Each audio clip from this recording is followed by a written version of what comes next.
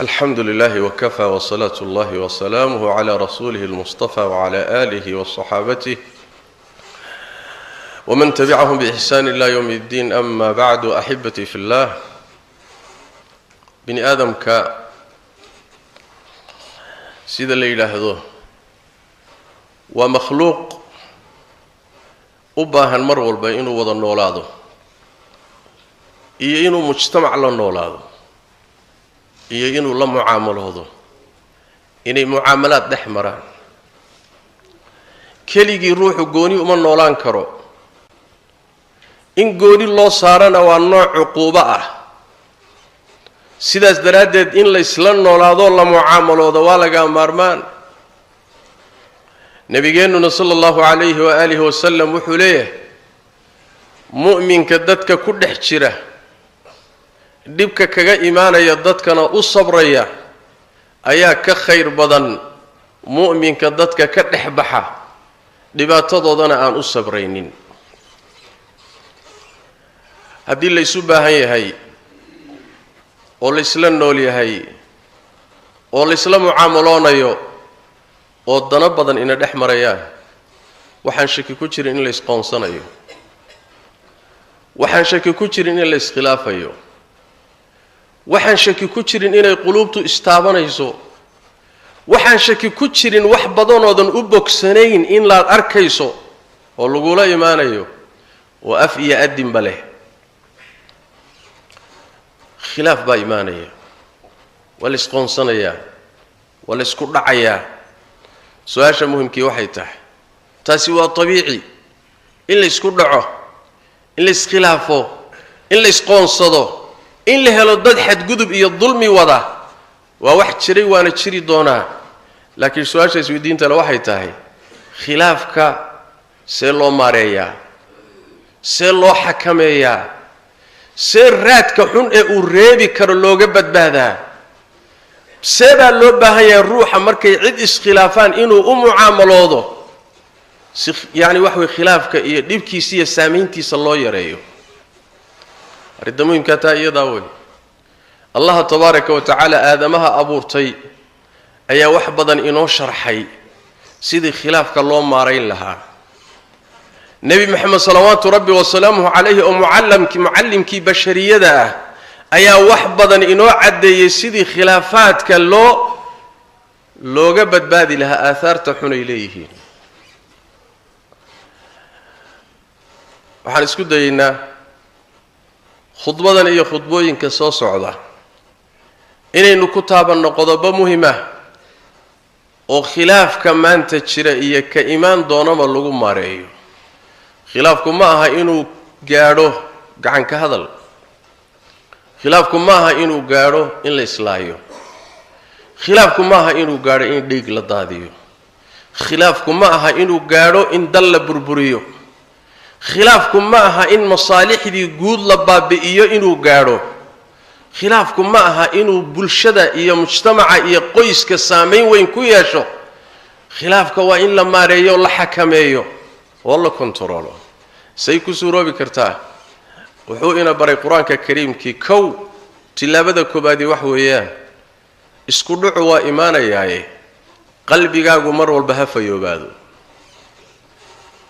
ileen meesha dhibku ka imaanaya waa qalbiga, quluubtii baa kala fogaanayso isku dhacaysa, kadibna xubnihii baa isu imaanaya oo xumaan iyo iskula kacaya waxaan loo baahnayn. saas daraadeed qalbigaaga ku dadaal mar walba inuu fayow yahay oo uu qaadi karo dadkoo dhan, ka khilaafsan, ka dulmiyey, ka ku xadgudbay, kay jecel yahay, ku necab yahay, qalbigaaga inuu qaadi karo isku day. xiqdiga iyo xasadka iyo nacaybka iyo urkutaalada iyo waxaasi inaad iska dawayso mar walba. dabcan shaytaanku waa kugu soo ridaya, waana isku dayaa inuu qalbigaaga jirooyin badan geliyo, laakiin adigana waxaad u baahan tahay inaad dagaal gasho sifayso, mujaahadaad u baahan tahay. saas daraadeed baa rabbigeen tabaaraka wa tacaala quraanka kariimka wuxuu inoogu sheegay ammaanay quluubta fayow. yawma laa yanfacu maalun walaa banuuna ila man ata allaha biqalbin saliim. maalinta qiyaamada xoolana janno laguma galo, caruuraad dhashayna janno kuma geyso, ilaahay naxariistiisa waxba yani laguma helo adduunkan wax ku lahaa adduunkan madax ku ahaa yani madaxweynaan ahaa wasiir baan ahaa maalqabeen baan ahaa ilaahay agtiisa waxba kama aha maalinta qiyaamada laakiin waxa ku anfacaya waa fayoobida qalbigaaga waa qalbi fayow ilaahay ula tag shirkiga ka fayow shubahaadka ka fayow shahawaadka ka fayow dadka muslimiinta u fayow sidaasaad janno ilaahay ku galaysaa nabi maxamed salawaatu rabbi wasalaamu calayh maalin maalmaha ka mida ayuu nin masaajidka soo galaya ayuu wuxuu 3 goor yidhi jannada nin doona haddaad doonaysaan nin ahlu janna inaad aragtaan ninkaa fiiriya maalinkii ugu horreysay haddii la fiiriyey waa nin noocaas maalinkii labaad waa isla isagii maalinkii saddexaad waa isla isagii ninkii isaga haddii la dabagalay war maxaa 3 goor in jannada loogu bishaareeyo keenay oo nabi maxamed ugu bishaareeyo sallallahu alayhi wasallam uu sheego inuu jannada galay haddii la dabagalay soom badan iyo salaad badan iyo cibaadaad badan lama helin ninku ma soom badna ma salaad badna dadka wax kale uu kaga sito badan ma muuqdo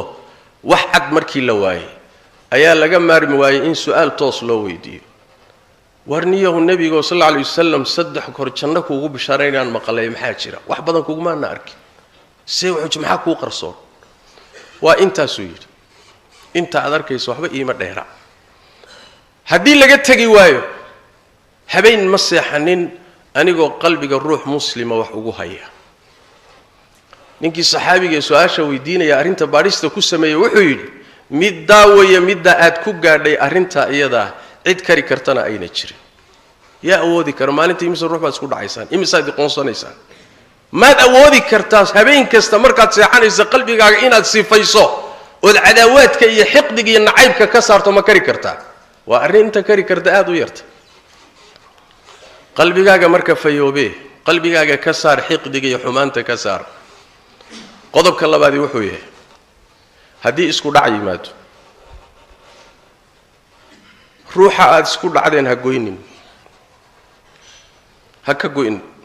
salaanta ha ka goosanin ha ka jeedsanin ha goynin xidhiidhi 3 bari baa lagu ogoliyay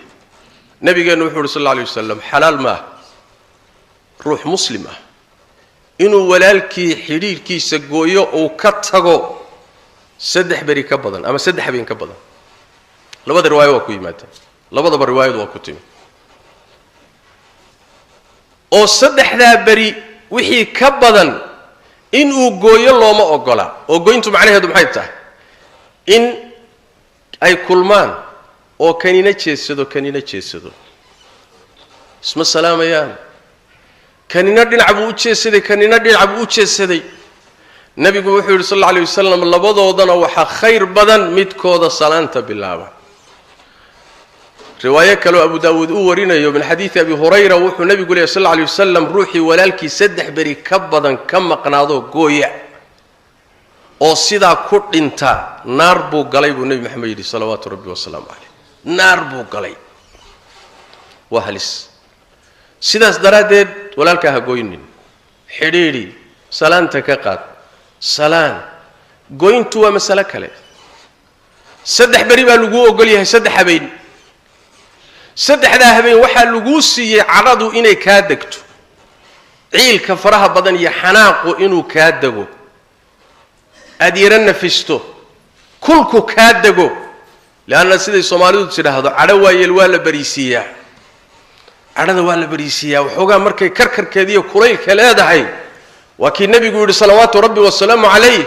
nin saxaabada ka laba nin oo saxaabada kamid oo murmayo is haysto nabigu arkay sallallahu alayhi wasallam hadalkooduna taagtaagay markaas nabigu wuxuu sallallahu alayhi wasallam waxaan garanayaa ninka xanaaqsan ee xididadu ay soo baxeen ee karkaray hadal haduu yiraahdo waxani dhaafayo ka tagay waxaan haysto dhan u dhaafay a'uudu billahi minash shaytaanir rajiim ninkii isagoo karkarsan oo xanaaqaya loo tagay waxa lagu yiri war saas de nabigaasa yiri a'uudu billahi warkacay dhaaf buu kacay dhaaf بمعنى الروح مركو كرسيه وحناقسيه وحوغا وحو u baahan yahay inuu qaboobo 3 bari iyo 3 habeen ku filan inay cadadaadu degto markay cadhadu degto oo cudurdaarkii waqtigiisii la dhaafo soo noqo marka goynta jooji waa qodobka kale waa arrintaasi halisteeday leedahay aakhiradaadana way u darantay adduunkagana way u darantay ruuxu markuu cadho ku maqan yahay oo qalbigiisu ruux u jiran yahay oo dad u cadhaysan yahay oo cuqdadaysan yahay isagay dhibi intayna cid kale la gaadhin gogoshay kugu dhibi caawa dhan waxaad rogrogaysaa dadkii colaadu idinka dhaxaysay sariirtay kula gashay oo jidkay kula socotaa oo salaadii markaad ku jirto xanaaq shaydaan baa intuu ku soo geliyo ayaaba salaadaadii ma tukan kartid dagaal baad ku jirtaa adigii rafaaday dhib baa ku haysta culays baa ku haysta stress bay kugu keeni hurdo la'aan bay kugu keeni intaan aakhiraba la gaadho adduunkaad ka deedantay haddaad aayar qalbigaaga intaas sifaysa iska saamixi lahayd waxaan oo dhan waa ku dhaafi lahaa waa midda labaade acmaasha aynu samaynaynay khayrka in laynaga aqbalo dani waxay inoogu jirtaa inaynu dadka aynu saamaxno inaynu u noqonno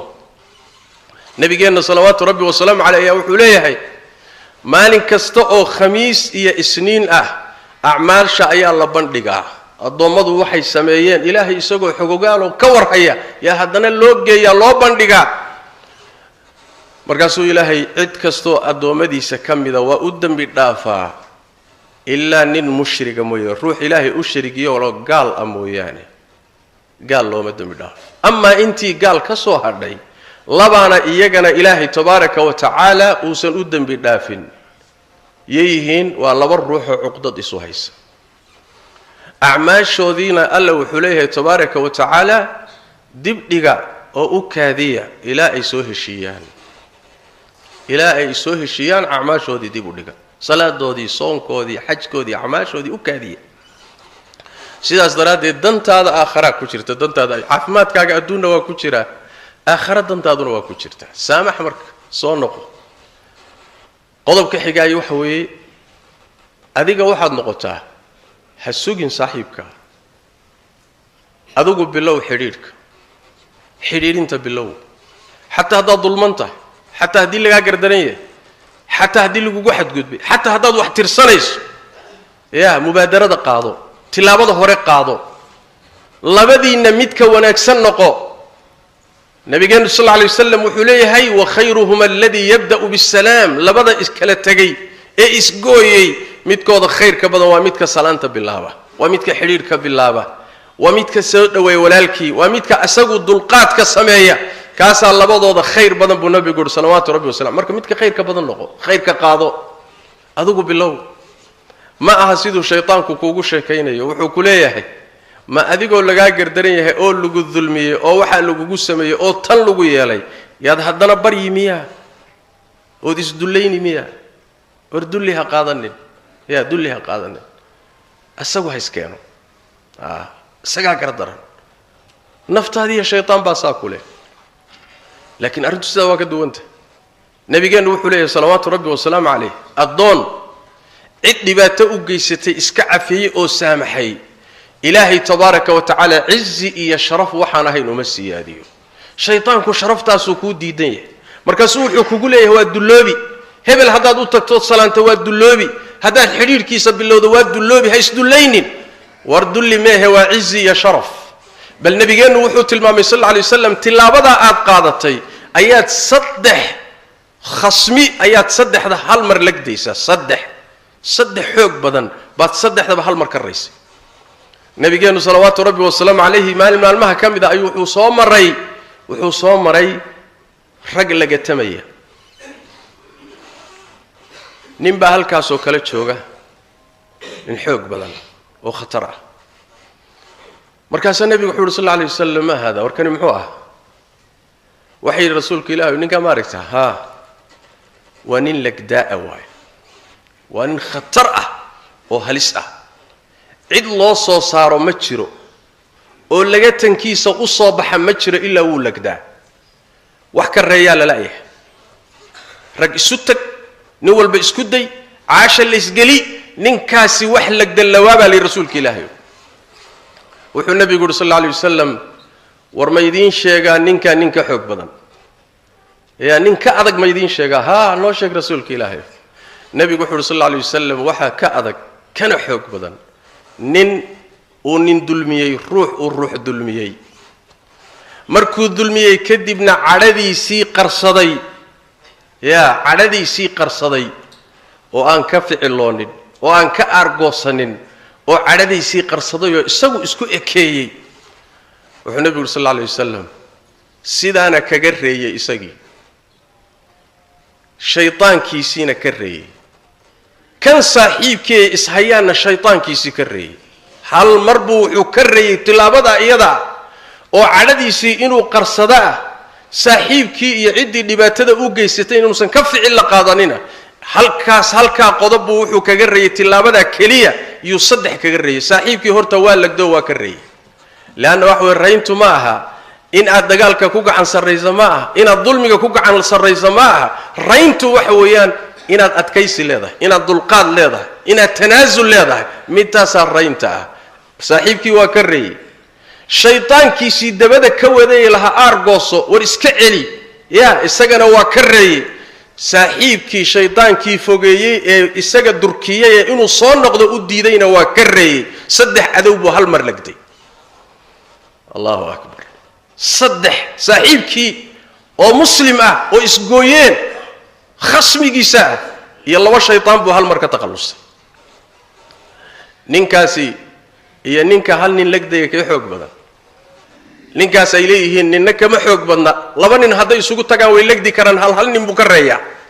laakiin ninkani saddex buu hal mar lagday buu nabigu salawaatu rabbi wa salaamu alayhi saas daraadeen aadaabta baro naftaada bar ku qasab waa wax la barto waay ilaahi tabaaraka wa taala adoomada tabiicada noocaas oo kala qaarna waa ku abuura oo iyagoo ku abuuran bay dhashan dulqaadka saamaxaada qaarna way isbaraan waa muktasab way isku qasbaan way iska keenaan marka dambana dabeecay u noqotaa hadii ilaahay ku saayisiiyayna siyaadi hadaan ilaahay ku siinina tabaaraka wa taala baro in dadka la saamaxo muxuu ah mubaadarada la qaato adiga aad noqoto ruuxa saamaxaada raadinaya hatta hadii laga gardaran yahay sida ayaa waxa ina baraya diinteena ina baraysa quraanka kariimka faman afa wa aslaha fa ajruhu ala Allah wal kadhimin al ghayth wal afina 'anil nas wallahu yuhibbul muhsinin صلوا وسلموا على خاتم الانبياء والمرسلين اللهم صل وسلم وبارك على عبدك ورسولك محمد وعلى آله وصحبه أجمعين وارض اللهم عن الصحابة والتابعين وتابعيهم ومن تبعهم بإحسان إلى يوم الدين اللهم إنا نسألك الهدى والتقى والعفاف والغنى ربنا ظلمنا أنفسنا وإن لم تغفر لنا وترحمنا لنكونن من الخاسرين اللهم يا حي يا قيوم برحمتك نستغيث ردنا إليك ردا جميلا ووفقنا لما تحب وترضى اللهم إنا نسألك الخير كله عاجله وآجله ما علمنا منه وما لم نعلم ونعوذ بك من الشر كله عاجله وآجله ما علمنا منه وما لم نعلم وسبحانك اللهم بحمدك نشهد أن لا إله إلا أنت نستغفرك ونتوب إليك